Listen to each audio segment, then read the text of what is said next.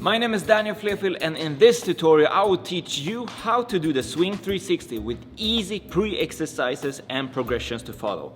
So warm up and let's get started. The first thing you should be able to do if you want to learn the 360 fast is being able to create a swing on the bar. If you can't do that, I have a tutorial for it and you can find the link to it in the description. The next step is to pull yourself up at the back swing. When you swing your body forward and you are just underneath the bar in the backswing, you pull your knees up and pull yourself up with straight arms. This is to create height so you will have the time to do a 360 later.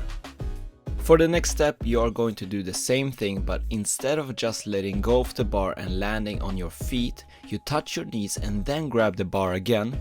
This is a step to prepare your body for the part after doing the 360 and grabbing the bar. I see many people being able to do the spin but are afraid of catching the bar.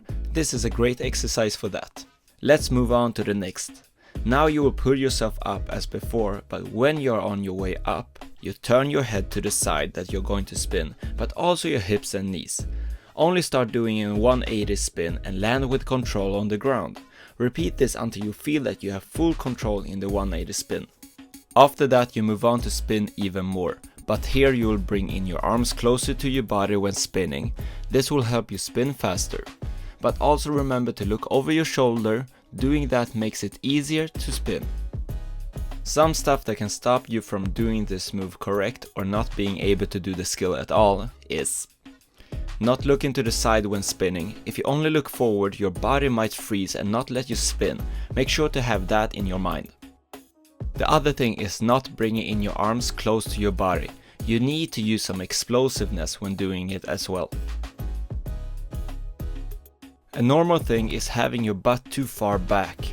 This will make it hard to spin and get the height that you need. Common mistake is not getting enough height. If you don't spin super fast, you need to compensate it with the height.